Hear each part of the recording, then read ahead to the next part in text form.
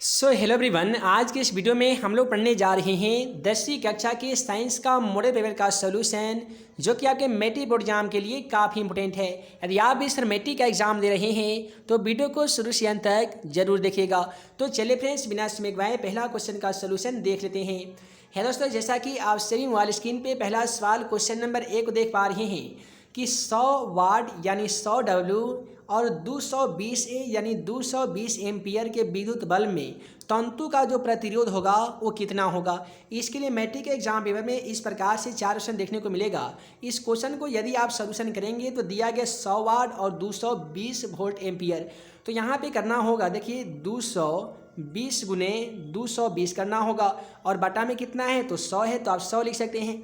उसके बाद में आपको 1 0 से 1 0 कटा सकते हैं, 1 0 से 1 0 आसान तरीके से आप कटा सकते हैं। उसके बाद में बचेगा 22 गुने 22 और आप सभी को मालूम होगा कि 22 में यदि 22 से गुना करते हैं तो क्वेश्चन का सही जवाब 484 आ जाता है, जो कि ऑप्शन बी में है। अतः क्वेश्चन का सही जवाब ऑप्शन बी हो जाएगा। उसके बाद में अगला सवाल क्वेश्चन 2 को देखिए कि इंद्रधनुष में कितने रंग होते हैं। आप तमाम छात्रों को मालूम होगा कि इंद्रधनुष की बात की जाए या प्रिज्म की बात की जाए, प्रत्येक स्थिति में इसमें जो रंगों की संख्या होती है वो 7 रंग होते हैं। इसलिए क्वेश्चन का सही जवाब ऑप्शन बी हो जाएगा 7। उसके बाद में अगला सवाल है, घरेलू विद्युत परिपथ में विद्युन्मय तार जिसे धनात्मक तार भी कहा जाता है उसका रंग कैसा होता है। तो घर में जितने भी विद्युत परिपथ होते हैं उसमें जो धनात्मक तार का जो रंग होता है वो लाल रंग का होता है। उसके बाद में अगला सवाल क्वेश्चन 4 कहता है कि काकरापार नाभिकीय विद्युत संयंत्र किस राज्य में स्थित है। दोस्तों याद रखिएगा, पहला प्रश्न पूछा जाएगा गुजरात में, कर्नाटक में, राजस्थान में और ऑप्शन डी में दिया गया महाराष्ट्र में। तो इस क्वेश्चन का क्या सही जवाब होगा। अब जल्दी से वीडियो के नीचे चले जाइए और क्वेश्चन नंबर 4 का सही जवाब लिख सकते हैं कि आपकी काकरापार विद्युत नाभिकीय संयंत्र जो है वो किस राज्य में स्थित है। अगला सवाल कहता है किस दर्पण का फोकस दूरी ऋणात्मक लिया जाता है। दोस्तों याद रखिएगा, उत्तल दर्पण में जो फोकस दूरी होती है एफ का जो मान है वो ऋणात्मक ली जाती है, यानी माइनस में ली जाती है। तो मैट्रिक के एग्जाम पेपर में सवाल पूछा जाएगा किस दर्पण का फोकस दूरी ऋणात्मक लिया जाता है, तो आप कह सकते हैं कि उत्तल दर्पण की फोकस दूरी यानी एफ का मान ऋणात्मक लिया जाता है, यानी माइनस में लिया जाता है। अगला सवाल कहता है लेंस की फोकस दूरी जिसे एफ द्वारा सूचित किया जाता है और वक्ता त्रिज्या जिसे आर द्वारा सूचित किया जाता है, इसमें संबंध क्या होता है। जरा ध्यान समझिएगा, एफ बराबर जो होते हैं वो r/2 होते हैं, जिसे हम सभी कहते हैं फोकस दूरी वक्ता त्रिज्या की आधी होती है। यहीं पे यदि क्रॉस मल्टीप्लिकेशन कर दिया जाए तो r बराबर 2f आ जाता है, जिसे हम लोग कहते हैं वक्ता त्रिज्या फोकस दूरी के 2 गुनी होती है। तो दोनों सवाल मैट्रिक के एग्जाम के दृष्टिकोण से काफ़ी इंपोर्टेंट है। तो वक्ता त्रिज्या और फोकस दूरी में संबंध पूछा जाएगा तो r बराबर 2f हो जाएगा, और फोकस दूरी और वक्ता त्रिज्या में संबंध पूछा जाएगा तो f बराबर r/2 हो जाएगा। अगला सवाल इसमें 7 कहता है निम्नलिखित में से किस माध्यम का अपवर्तनांक सबसे अधिक होता है। दोस्तों हीरा में जो अपवर्तनांक होता है वो काफ़ी ही ज़्यादा होता है, तो क्वेश्चन का सही जवाब ऑप्शन डी होगा। अगला सवाल इसमें 8 कहता है कि सामान्य दृष्टि के लिए सुस्पष्ट दृष्टि की अल्पतम दूरी कितनी होती है। यानी समान दृष्टि के लिए यानी किसी वस्तु को साफ साफ देखने के लिए जो कम से कम दूरी होनी चाहिए वो कितनी होनी चाहिए, तो 25 सेमी होनी चाहिए, यानी क्वेश्चन का सही जवाब ऑप्शन बी हो जाएगा।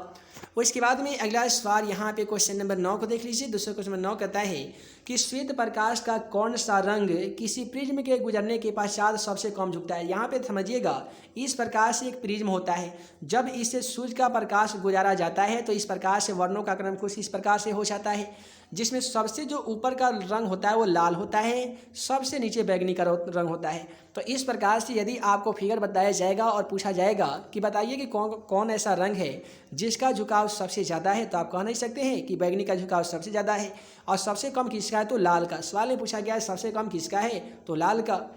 उसके बाद में अगला सवाल कहता है कि निकट दृष्टि दोष का किस लेंस के उपयोग करके संशोधित किया जा सकता है। यानी तो यहाँ पे क्वेश्चन इस एग्जाम पेपर में इस प्रकार से पूछा जा सकता है कि किस दृष्टि दोष का निवारण अवतल लेंस के द्वारा किया जाता है, या निकट दृष्टि दोष का निवारण किस लेंस के द्वारा किया जाता है। तो क्वेश्चन का सही जवाब से नहीं हो जाएगा, अवतल लेंस के द्वारा निकट दृष्टि दोष वाले मनुष्य का इलाज किया जाता है।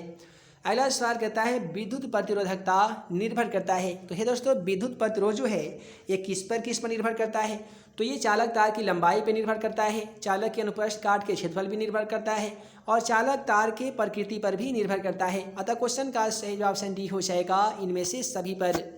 अगला सवाल हमारा कहता है कि विद्युत शक्ति का ऐसा मात्रक क्या होता है। तो हे दोस्तों याद रखिएगा, विद्युत शक्ति का ऐसा मात्रक P बराबर W होता है, जिसे हम लोग वाट के नाम से जानते हैं। अतः क्वेश्चन का सही जवाब ऑप्शन ए होगा, वाट। उसके बाद में अगला सवाल कहता है कि एक यूनिट विद्युत ऊर्जा का मान कितना होता है। हे दोस्तों 3.6 गुणे 10⁵ जूल के बराबर होता है एक यूनिट विद्युत ऊर्जा। उसके बाद में क्वेश्चन 14 को देखिए कि निम्नलिखित में से कौन सा कथन सत्य नहीं है। तो ये 4 कथन मैट्रिक के एग्जाम पेपर में देखने को मिलेगा, जिसमें से ए, बी और सी तीनों के तीनों कथन सही होगा, लेकिन कौन सा सत्य नहीं है। तो हरे विद्युत रोधन वाला तार प्रायः विद्युन्मय तार कहलाता है। ये आपका ऑप्शन जो है वो गलत हो जाएगा। अगला सवाल क्वेश्चन 15 कहता है फ्लेमिंग के वाम हस्त नियम में बायां हाथ का माध्यमा संकेत करती है। यदि आप फ्लेमिंग के वाम हस्त नियम को पढ़े होंगे तो आप सभी को याद होगा कि फ्लेमिंग के वाम हस्त नियम में बायां हाथ का जो माध्यमा का जो उंगली है वो किसे संकेत करती है। तो चालक में प्रवाहित होने वाला विद्युत धारा की दिशा को प्रदर्शित करती है, यानी बतलाती है। अगला सवाल क्वेश्चन 16 को देखिए कि चुंबक के भीतर चुंबकीय क्षेत्र रेखाओं की दिशा क्या होती है। तो दोस्तों याद रखिएगा, चुंबक के भीतर चुंबकीय क्षेत्र रेखाओं की जो दिशा होती है वो उत्तर ध्रुव से दक्षिण ध्रुव की ओर होती है, यानी क्वेश्चन का सही जवाब ऑप्शन ए हो जाएगा। अगला सवाल क्वेश्चन 17 को देखिए कि नाभिकीय ऊर्जा का स्रोत निम्नलिखित में से कौन सा है। तो मैट्रिक के एग्जाम पेपर में इसके लिए आपको 4 ऑप्शन कुछ इस प्रकार से देखने को मिलेगा।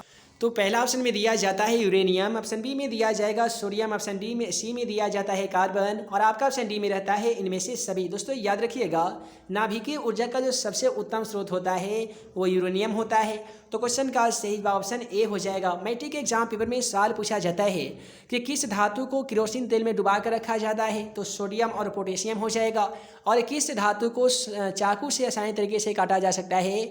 तो सोडियम पोटेशियम के साथ साथ लिथियम भी क्वेश्चन का सही जवाब हो जाएगा। दोस्तों उसके बाद में अगला सवाल क्वेश्चन 18 को देखिए कि जिप्सम का रासायनिक सूत्र क्या होता है। जैसा कि आप सभी को मालूम होगा कि जिप्सम को 120 डिग्री सेल्सियस पे यदि गर्म किया जाता है तो जो हमें प्राप्ति होती है उससे ही प्लास्टर ऑफ पेरिस कहा जाता है।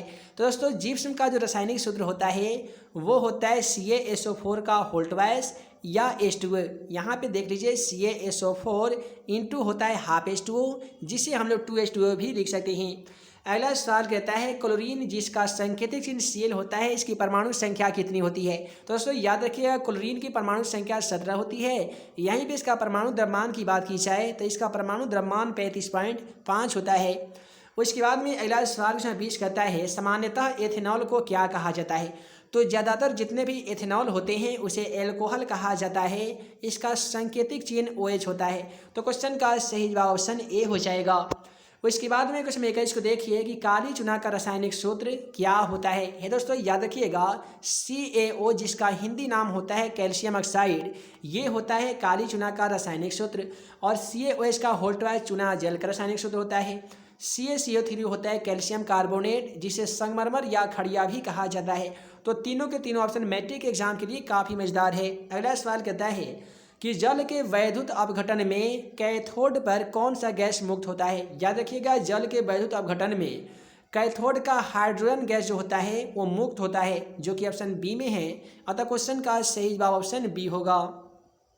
अगला सवाल क्वेश्चन 23 क्या कहता है कि बेकिंग सोडा का रासायनिक सूत्र क्या होता है। दोस्तों बेकिंग सोडा का रासायनिक सूत्र सोडियम हाइड्रोजन कार्बोनेट होता है।